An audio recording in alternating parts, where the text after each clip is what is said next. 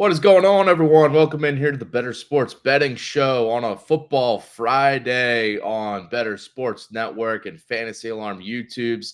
I am Dan Servodidio. Got Howard Bender with me, as always, on these Fridays, talking some NFL bets and props and picks. What's up, Howard? How you doing? What's going on, man? I like that beat on the intro just gets me all sorts of pumped up for that one.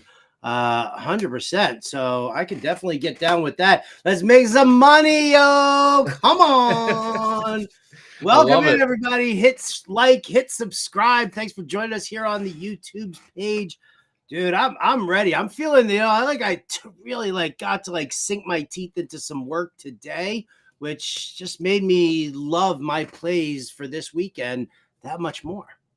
Listen, I threw out the Patriots +6 on yesterday's show for Thursday Night Football, as did you on the the best bets article on Fantasy Alarm. So yeah, I'm feeling good heading into this weekend. Of course, you try to just take the wins, throw them over there. This is a new games to break down, but yeah, we got brag about the wins, dude. Listen, nobody had the over in that game. Very, very few people. I know a couple of people who were like, "Oh yeah, I threw some money on the over just for the hell of it." There was no rhyme or reason to it.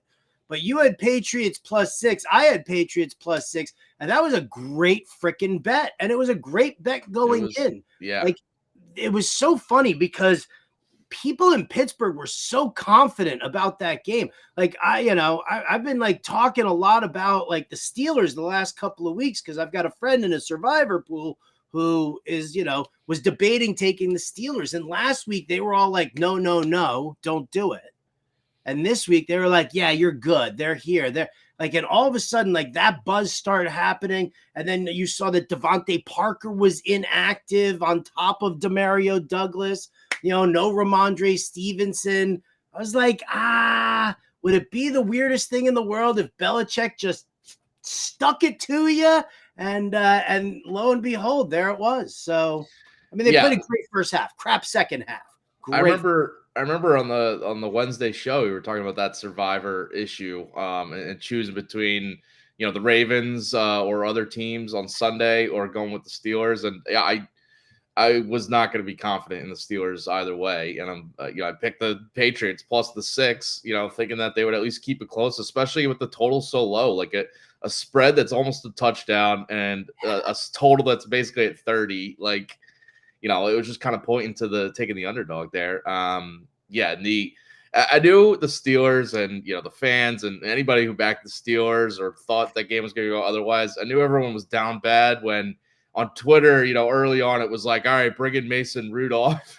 When the Mason Rudolph, I was in the Bettor cast during the entire game, and when the Mason Rudolph chant started and all of that, I was like, this is I'm lapping it up as because my friend did not take the Steelers in his survivor pool.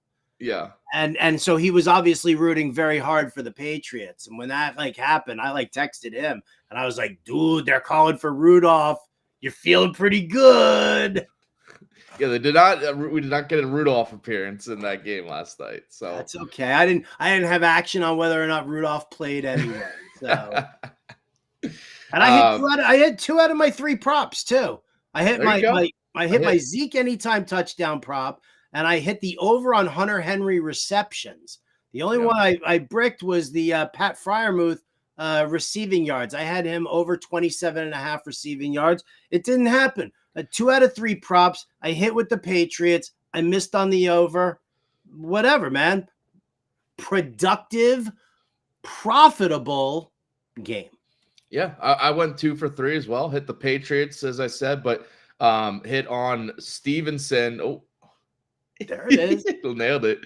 I hit on Zeke's rushing attempts going over, just thinking he would get a workload. With Stevenson out. So yeah, you hit that anytime touchdown for Zeke, and I hit the props there for him. Missed on all the Steelers props were probably going, not cashing unless you took unders, but I took the over on Deontay Johnson's receptions, which did not cash because of Trubisky being terrible. Oh, he was so bad. It was so bad. Every pass was an interception. Rob, I'm like, put the Patriots in your captain seat for your team defense, baby. Come on. yeah, there you go. Robert Flores in the YouTube chat here saying, let's make some money. Let's do it. Let's get Lee Flowers, what's up? Let's get on it here. Week 14, Sunday's games. Let's dive into this. Our best bets for game picks. If you got any of your own, definitely throw them in the chat here because we love all of your interaction. Props, game picks, touchdown calls, parlays, anything. Flores here. Robert Did Flores. you see that comment in the chat? Missed last night on all my Steelers props last night. That's what I get for listening to Wags. Yeah, listen, you can't listen to a Steelers fan if he's giving out props. You know, he got mad at me last night. I did something that I don't normally do, but because Wags and Sham Blunt are such big Steelers fans, you know, like we've been talking about my friend's survivor pool so much lately that, you know, when the Steelers lost, I might have sent a sorry, not sorry text. And Wags was like, Howard, too soon. Yeah. You got to remove the fandom when you're giving out these bets for your teams. I try to do it for the Eagles as much as possible. You know, teaser, I might have a little touchdown call in the Eagles Cowboys game coming up later, so stay tuned for that. All right, game bets for Sunday's games. Where are you going with yours? I think we're agreed on one of these, which is a good sign. What do you got? I'm going to start flat out with the Colts money line. I think the Colts win this game. I think listen, I love what Jake Browning did, but how many times have we seen a really great first performance out of a quarterback, level of experience or not? Like you've seen that, and then all of a sudden, like everybody's, you know, oh my God, it's great, and he's got these great weapons, and Jamar Chase and T. Higgins, and blah blah blah blah blah blah blah blah. And how many times have we seen them take a crap on themselves? We saw Josh Dobbs do it. We saw Will Levis do it. We saw there are a couple of others in there. I mean, we've gone through so many backup QBs this year that it's like hard not to. But you know, now you're talking about, you know, a short week. And going up against a Colts team that their defense right now, look at their sack totals. You know, I know I don't know them offhand, but it's like, you know, you go through the game logs, it's like 6, 4, 5, 5, 6. You know, it's like over the last 5 weeks, the Colts defense has been absolutely on fire. And so I think that Jake Browning kind of poops his pants a little bit here in this one. And you know, listen, I could take the Colts with the points and take it for minus 110, but if I feel like the Colts are going to win this game outright, I'm taking the plus 105 that BetMGM's giving me on that. I am all for that. One of my picks is taking the Colts the points, though. I'm throwing out Colts plus 2. You know, I guess for a little bit of safety, if there's like a 1-point loss here incoming, but Sure, I do think the Colts should win this game. And it's interesting that the Colts earlier this week, when we talked on Wednesday's show, they were 1-point favorites. And there has been, the little bit of line movement towards the Bengals, which is, I think, interesting to me, but I also think it's wrong. I think the Colts should be favored here. So I'm with you. Yeah, you went through it with the defense of the Colts being better, especially with the pass rush on the D line. And they're getting Grover Stewart, their D tackle, their run stuffer in the middle, back for this game from suspension, which I think is huge because you got Jake Browning, a backup quarterback. You know, they're gonna have to try to lean on Mixon more, but if he's not getting much, if he's not really ripping off these runs and really giving them a responsible, reliable run game here, it's putting more pressure on Browning, dropping back for these throws, which you said the Colts D line is become legit here, and I think could really put pressure on Browning. And I think he's coming back to earth a little bit for this game after coming off that high of upsetting the Jags. And then the other factor here is that this is one of the few bad weather games that we might have across the NFL on Sunday. There's wind and like 20-mile-per-hour winds expected for this game in Cincinnati, which I think just points more towards Browning probably having some issues throwing the ball here. Both teams probably, but I just have more trust in Minshew than Jake Browning here, even though it's on the road. The Bengals' rush defense has also been an issue. I think they're allowing the 6th most rushing yards per game this year. And I think that'll allow the Colts to kind of establish the run, where the Bengals will probably have issues doing that against this Colts D line. So, yeah, give me the Colts here. I'm with you. I like your call of taking on the money line. I'm just taking the points. But either way, I think they should win this game. To your point about weather, actually, the way that the storm is being monitored, because the storm is coming from the where's my weather map here? Yeah, right? put your green screen up. I was doing this the other day, right? The weather from the Great Lakes is pushing down this way. And so, but actually what they're saying is that this storm is going to pass before, you're not going to have weather. It's going to pass over before the games even get started. So, okay. We're looking at good stuff here for Cleveland and Cincinnati. They're saying that it's New Jersey and Baltimore, that those are the games that are now going to be like dramatically affected here by that. So I'm waiting to see that because, as we all know, my friend was interested in taking the Ravens for his survivor pool. And that could be troubling now. Does he have to go to Green Bay on the road against the Giants on Monday night, which he really kind of doesn't want to do. But, nevertheless, that's something for my friend to deal with later on. I just wanted to kind of give you a meteorologist's update. Thank you for that, because I didn't realize that the storm had a different path now. It's going this way. But thank you for showing me on the map there behind you. All right, so either way, we're both on the Colts here. For the money line and the point spread, either way. Well, speaking of this weather path here, I'll go to a game here. Texans Jets. This is one of those games in New Jersey here on Sunday. This one I did expect more bad weather, the wind and rain, which instantly had me pointing towards the under in these bad weather games. But either way, I see the Texans offense having a little trouble here. They're coming off of 3 straight home games in the Dome. CJ Stroud, has been looking comfortable at home this year, but their offense has struggled a little bit on the road this season. And I think this week, especially facing a very good Jets pass defense, very good Jets secondary, as we know, it's a tough spot for Stroud. As good as he's been, it's still a rookie quarterback on the road here against a very good secondary, very good corners. And this offense now has to deal with the loss of Tank Dell, which was a big part of what they did. I know they have other guys there, but Tank Dell was huge. And after that game, after, the news came that Tank Dell's, it's a season-ending injury for him, you could see Stroud in the press conference he was looking very deflated and very upset that, his guy is not there. Both rookies having great years. And, he's a field stretcher. He's been a reliable guy for Stroud.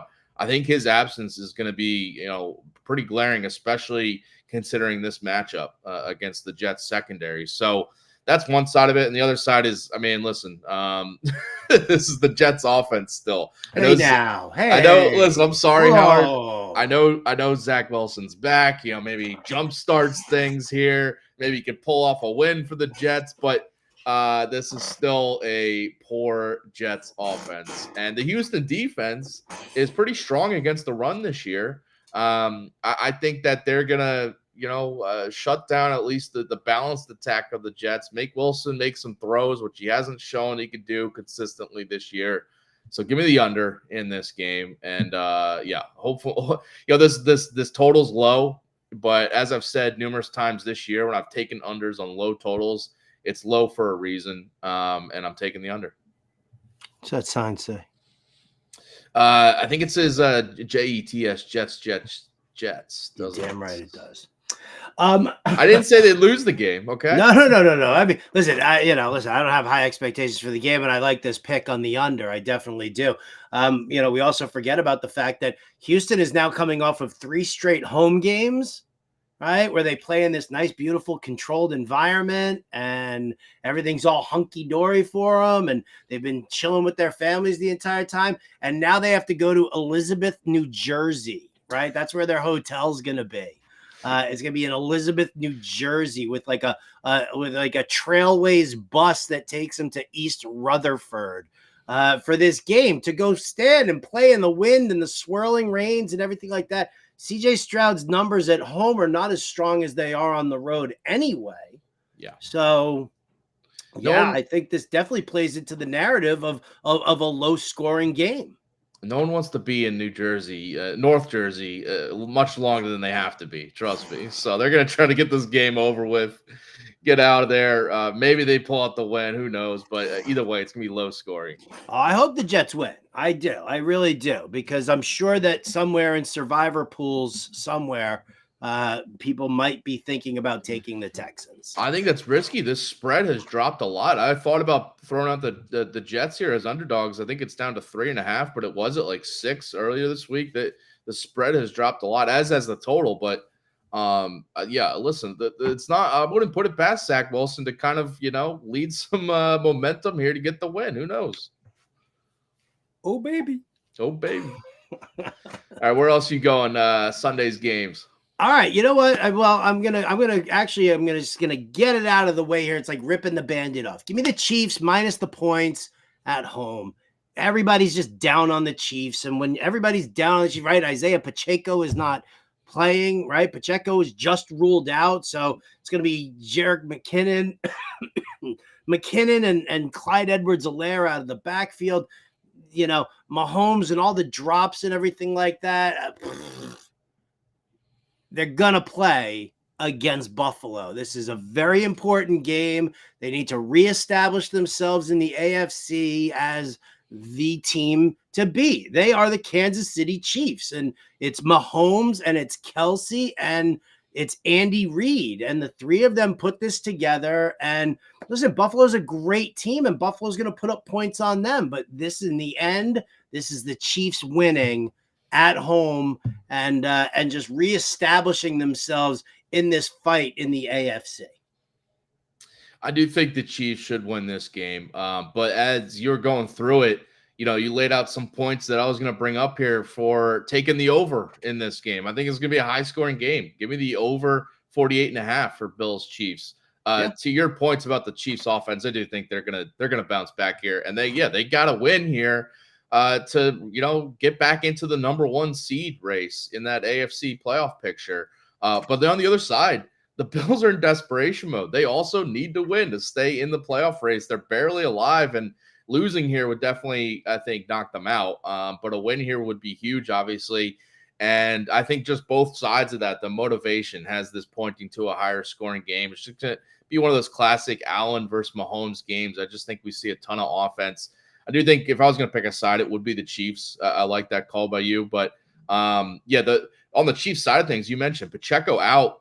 It's going to lead to just, I think, a more pass-heavy attack for the Chiefs in this game, which I think just helps the over here, because losing Pacheco as their only reliable, runner, between the tackles. I know McKinnon's flashed, Edwards-Helaire's flashed, but they're better as pass catcher backs. And I feel like this is going to be a lot of Mahomes throwing it around.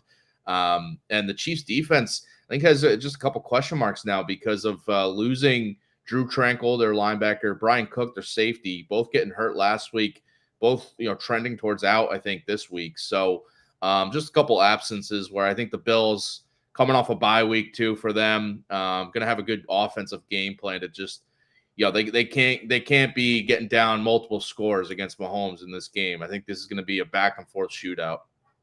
Yeah, I'm with you on that, man. I'm definitely with you on that. I think it's going to be a nice back and forth. It's going to be a strong game, I think, from both teams. So I like your call on the over. I'll have the Chiefs winning. I'm going to go to, how about this one here? The Chargers Broncos, right? This one here, I'm in on the Broncos. Give me the Broncos with the points. And I'll tell you why. What we're going to end up seeing, if you really want the big difference maker here, for me, is it's Sean Payton and Joe Lombardi versus Brandon Staley and Kellen Moore. And I like Kellen Moore, and I like the offense that he's doing.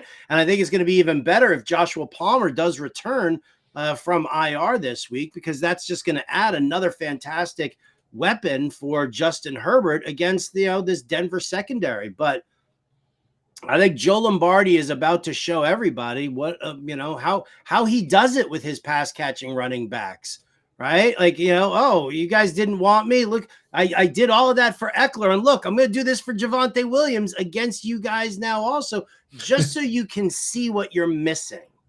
And I'm a firm believer in the fact that the Denver Broncos, their offense is starting to gel, and they are buying. When you're going up against a tomato can defense like that of the Chargers, right? The Chargers rank dead last in DVOA against running back pass plays.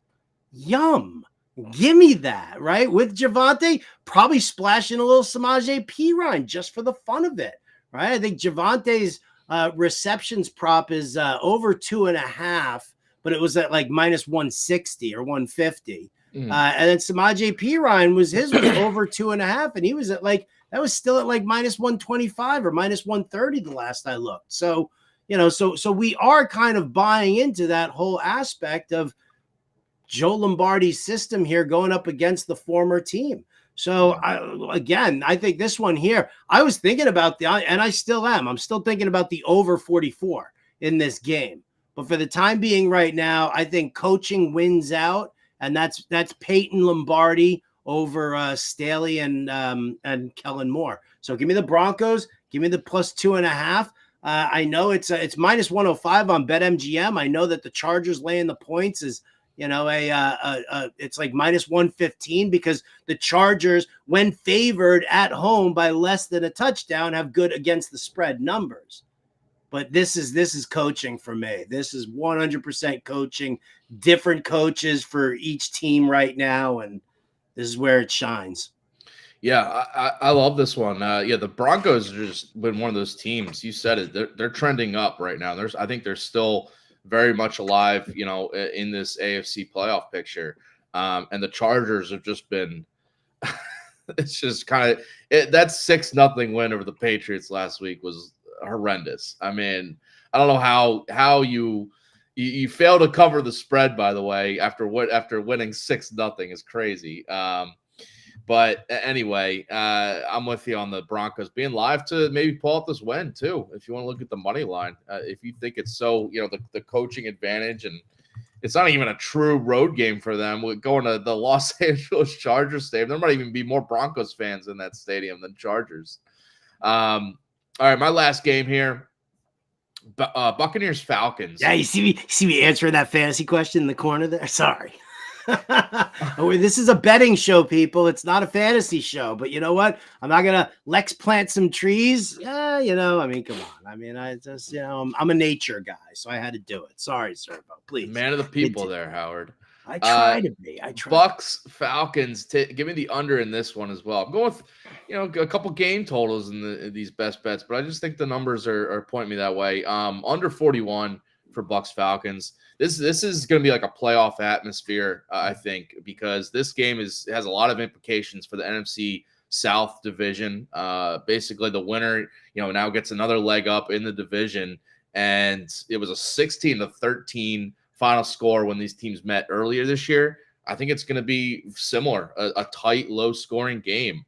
Both defenses are going to come in well prepared, knowing they've already played each other, know how they can limit each offense. On the one side, the Falcons, I know they've Desmond Ridder and the offense has played a little bit better at home, but I think going against this Bucks strong run defense is an issue because we know the Falcons offense likes to run it a lot. Bijan and Algier, it's just going to put more pressure on Desmond Ridder than he's used to, and he had issues in that previous game against the Bucks. He's had issues against good run defenses this season where he's had to make more plays as a thrower. So I feel like it's just going to be a lower scoring game for Atlanta.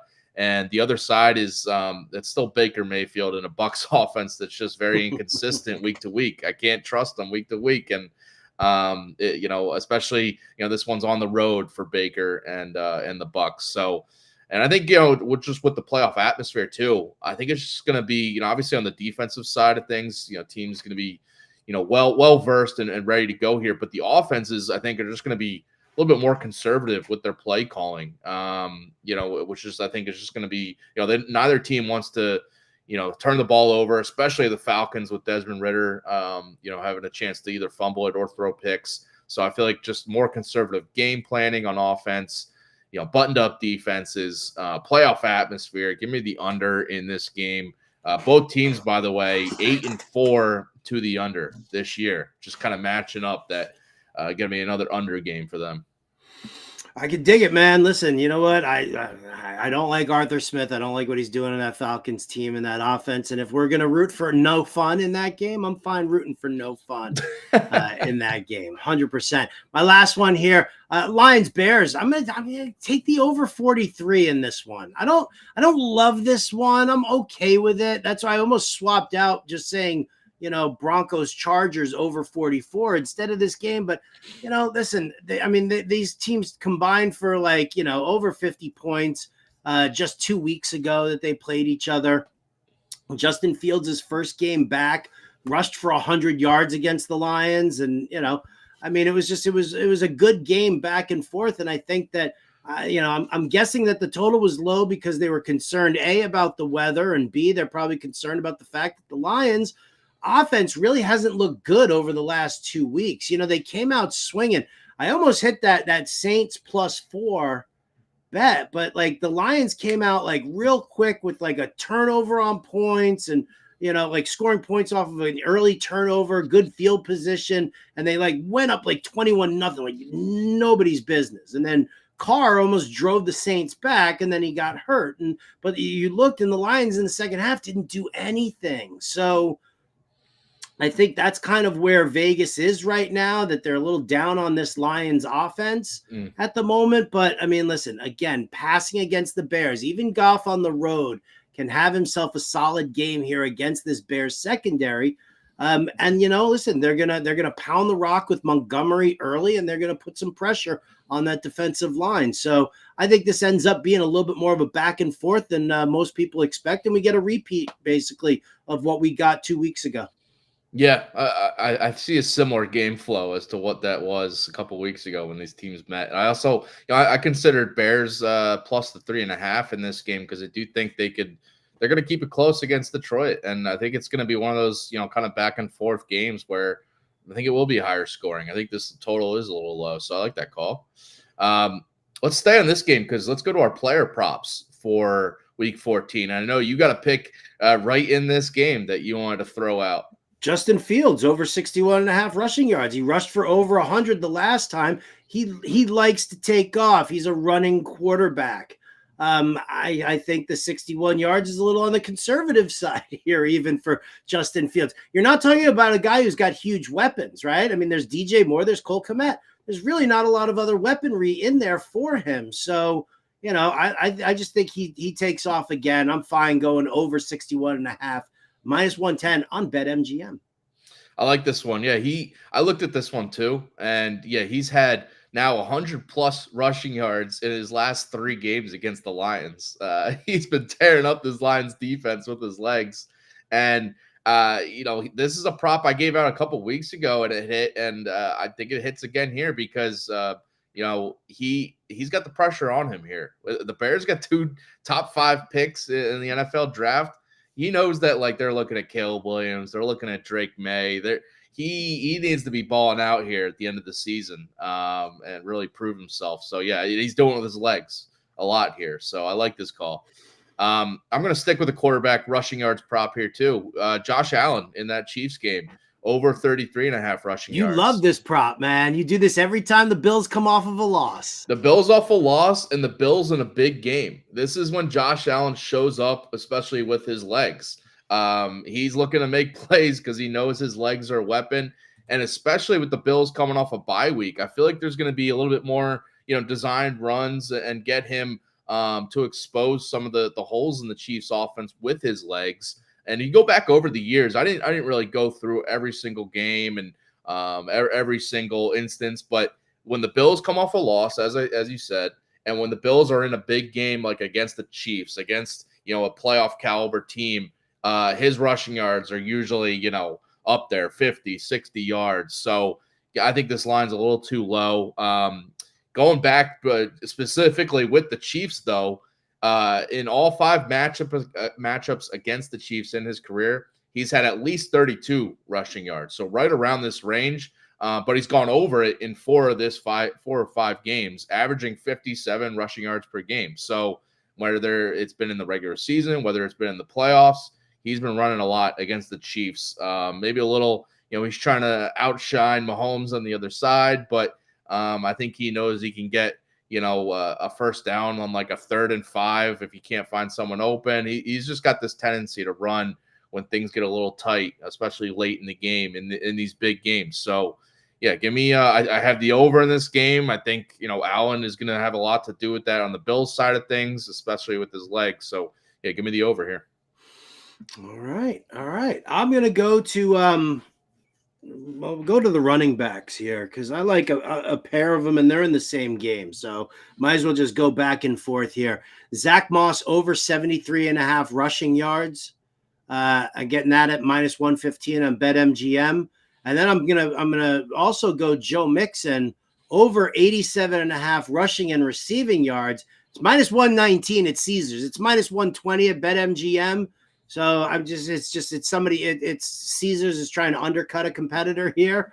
It's not a huge differential. If you are a regular bettor, you always want to shop for the best odds that you can get. There's not a huge differential between -119 and -120. So, yeah. But whatever. I'm just trying to give you guys that. But this is a game where it's both run defenses, and yeah, we talked about the Colts getting back Grover Stewart and how that's going to help. But that's why I've got rushing and receiving yards for Joe Mixon. So the Bengals are still giving up they're like a bottom 5 team in, rushing yards allowed per game, double-digit rushing touchdowns.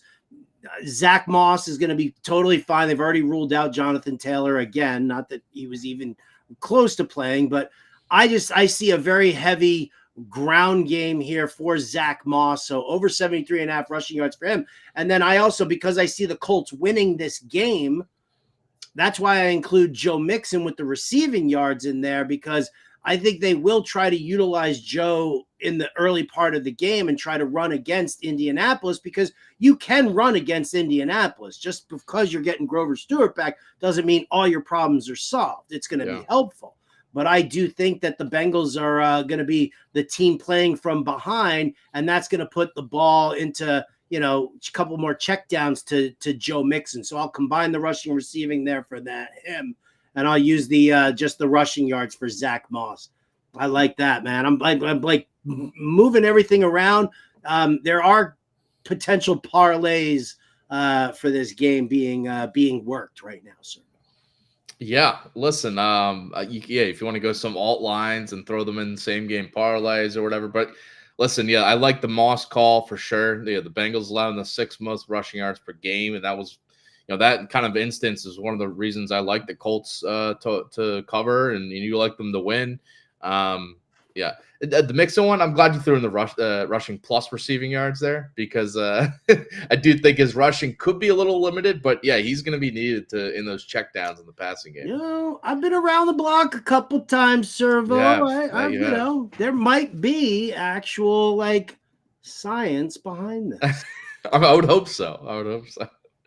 All right, give me Isaiah Likely over his receiving yards this weekend, 34.5 on BetMGM. Mark Andrews out, as we know, and Likely is now in that high usage tight end role for the Ravens offense. Last game with Andrews out, Likely had 40 yards on 4 catches and led the Ravens in receiving in that game. And, the Ravens off a bye week, I think will help Likely just get more comfortable in that tight end 1 role for the Ravens offense. But he's also facing a Rams team here that's allowed 45 plus receiving yards to opposing tight ends in 7 of their last 9 games, 45 plus. So I think that's that 10-yard differential here, getting Likely at 34.5. I just think it's a little too low for him. I know we said earlier there's some weather concerns in this game in Baltimore. Maybe the passing isn't as successful, but I think if anything, it helps the tight ends and the running backs catching more passes out in the shorter range, and Likely has the athleticism to kind of stretch some longer completions after the catch. So give me Likely here over his receiving yards. He's on the cover of the DFS watch list at fantasyalarm.com. That he is. For a reason. There you go. He's the next Mark Andrews, right? Yeah, we'll see. We'll see. You want to give another one? You want me to go with my best friend, my favorite player? Let me throw out one quick one here, because I was going to throw out Chris Olave's receiving yards, and then right before we went live here, he is dealing with the flu. I didn't fully realize this. I know he missed practice, but I thought it was just kind of a rest thing. But he's dealing with the flu, and he's been out the last 2 practices. So I'm scratching that. I'm not taking Olave. I'm worried about that now. So give me Alvin Kamara in this game to go over his receiving yards. The Olave situation, he might actually miss the game, but reportedly he's probably going to be limited. He hasn't been practicing. So I worry about his kind of conditioning, how much he's actually playing. But the Saints otherwise, Michael Thomas still on IR. Rashid Shaheed, Jawan Johnson, and Taysom Hill are all questionable for this game. It's going to be a lot of Kamara, in my opinion, for the Saints, and especially in the receiving category, which is where I'm going here, over his 35.5 receiving yards. He's had at least 33 receiving yards in 8 of 9 games this season, and has gone over this prop, 36 plus receiving yards in 6 of his last 7 coming into this week. So we'll see who's under center, Derek Carr or Jameis Winston. But either way, I think Kamara's catching a lot of passes and being involved a ton in this game. Good with that one as well. I mean, listen, it's Carolina. They're not a strong team. Yeah, they got back Jeremy Chin and JC Horn in the secondary. So it's back to just running on Carolina and throwing some check down passes over to Kamara. So I dig that one. All right, I'm going to give you my final one. My final one here goes to my boy, my best friend in the whole wide world. That's Mr. Cortland Sutton. You didn't think I was just going to say that Javonte was going to have all the fun in Joe Lombardi's offense, did you? What are we talking about with the ex-receiver? Listen, Cortland Sutton, I think he can surpass his receiving yards prop this week with a strong game. I think he needed like an average of 30 some odd yards per game or something like that. He's like on the verge of going over 700 yards, which I gave you that one before the season started. He's the ex-receiver. Targets are funneled over his way. Yes, sometimes there's some miscues and misfires and even a dropped pass or two, but it doesn't change the fact that he has remained the target leader of this offense the entire time. Jerry Jeudy is like a ghost. I don't even know if Jerry Jeudy exists anymore, right? But Cortland Sutton, over 56.5 receiving yards against just an outright terrible secondary. I mean, where are the Chargers here against number 1 wide receivers, ranked 28th in DVOA, giving up an average of 90 yards per game to them. You tell me Cortland Sutton can't get me 57 yards? Yes, he can. I feel like I'm having some deja vu. Every week there's a Cortland Sutton prop touchdown. Why wouldn't there be? Why? I'd have him as my anytime touchdown, but he's like minus 140 this week. What does that tell you, people? I'm not knocking. I'm just saying it's there's a reason you keep going back to it, because it's been cashing. You bet what you know. Bet what you know. All right. Well, here's what I know. Tyler Conklin is a favorite receiver, favorite pass catcher for Zach Wilson. And Zach Wilson is back under center for the Jets. And even though I'm going with the under in this game against the Texans, give me the over on Tyler Conklin's receptions here, over 2.5. In Zach Wilson's 8 full games this year as the starter for the Jets, Conklin has at least 3 catches in 7 of those 8 games. This is just one of those trends that he likes his check down tight end, the easy completions for the tight end, and especially this instance where, he got benched. He's coming back here as the starter.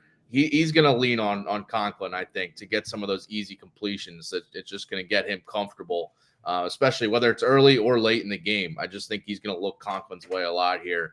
Overall this year, by the way, whoever's been under center for the Jets, Conklin has at least 3 catches in 9 of 12 games this season.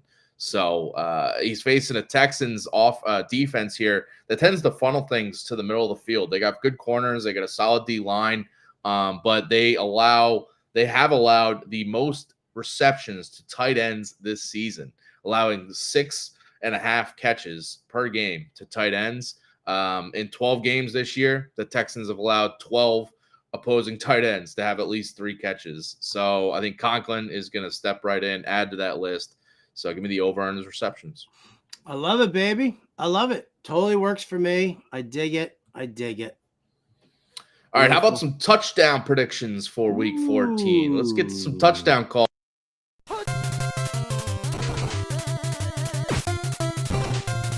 Touchdown.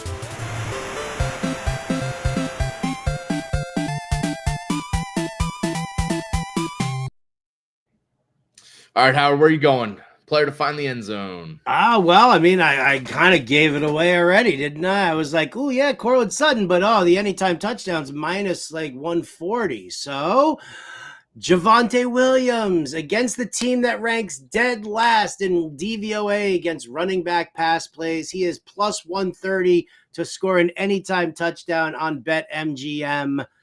Yes. Yes. You could have gone with the Sutton one at minus 140. That's not too bad. No, it's not too bad. To throw that into like maybe a little parlay or whatever. But like, maybe if we're trying to have some fun with some value, the problem was you were away and Pemba just shamed me because I was like, oh yeah, this dude's plus 105 to score a touchdown. John's like, I got this guy at plus 480, and then plus 950 first touchdown. And he hit it, and I was like, "All right, well, there you go." So whatever. I gotta step up my game here a little bit. Well, on that note, Jalen Hurts minus 140 to score a touchdown is where I'm going. Listen, you said it. You bet what you know, and Jalen Hurts has now scored a rushing touchdown in 9 of 12 games this season. He's got 12 rushing scores in 12 games this year. This is what he does, whether it's by the tush push, whether it's by designed run, whether it's by scrambling. This guy is scoring on the ground a lot this year. And this is a trend going back to last year. In 17 of his last 22 games, going back to last season and through the playoffs, he's scored a rushing touchdown. 17 of the last 22 now. This is just a trend. It just keeps cashing more often than not, especially this year. So I'm going back to it. Scored on the ground in the first game this year against Dallas. That's who he's facing this week. He's now scored in 4 straight, which is notable, I think, because it's through this rough stretch of games for Philly against Buffalo, Kansas City, Dallas. So I think he gets back in the end zone again this week. So minus 140, I'm fine with it. It's not it's too crazy for me to lay some money on it. All right, man. Listen, I nothing would make me happier than for you to get that going there. Your little push tush. The brotherly shove. You want to know who's getting into the end zone this week? Who? Give me a little Marquez Valdez Scantling. Give me the wide receiver, the Z receiver in this ridiculous scheme. He has dropped 2 touchdown passes in the last 2 weeks. Yep. Everybody hates him so much. But guess what? Buffalo, in their secondary, if you look at where they are covering wide receivers, the wide receiver 2 seems to have a lot more success against them. I think that, like I said earlier, I think this is a statement game for the Kansas City Chiefs, and Marquez Valdez Scantling will not drop his touchdown pass this week. It's plus 480 at Caesars, baby. Give it to me. Yeah, you know it. I thought about this one. You're so mad at me for saying it, aren't you? I know. Why am I mad? I think it's hilarious because I almost went this way. I literally did. I not gonna lie. I was prepping for the show before your picks were in the doc last night.